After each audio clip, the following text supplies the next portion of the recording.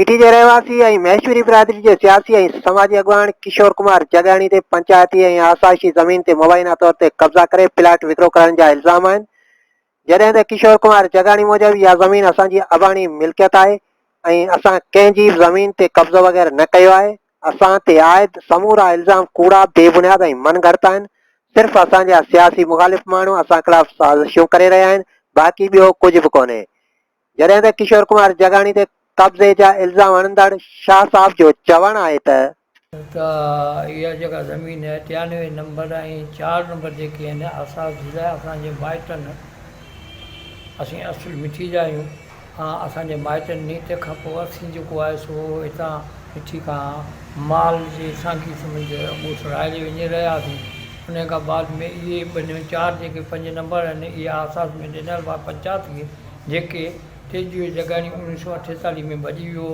हिकिड़ो केस हो थाणे जो, उन में फ्रॉड करे मुंहिंजी भॼी वियो। उन खां बाद में हाणे सो इहे नंबर जेके आहिनि सो पंचायती नंबर जेके आहिनि सो असांजा उन्हनि जूं दाख़िलाऊं तपेदारनि खां कूड़ियूं वठराए ऐं जेके पंहिंजे नाले कराए ऐं प्लाटिंग करे विकिरो कया। इहे जेके नंबर असांजा में 4 नंबर हुआ, इहे किशोर तेजवीह जगाणीअ वारो पोटो उन 2005 में हे जेके आहे सो असांजे तब्दीलियूं करायूं ज़मीननि जूं, जेके असांजा आसास में असांजे माइटनि छॾिया हुआ।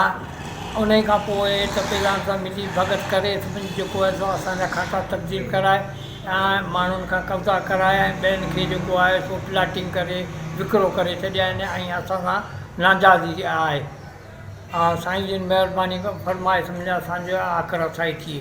किशोर जेको आहे सो ज़बरदस्ती कब्ज़ा ऐं उहे कब्ज़ा करे ऐं खाता तब्दील कराए ऐं उन सां गॾोगॾु जेको आहे माण्हुनि खे प्लाटिंग करे पैसा वठी ऐं असां सां तमामु हद बे नाजाइज़ी कयल। तंहिंजे करे साईं जिन रहम जे नज़र फरमाए असां सां आख़िर असाई कई वञे।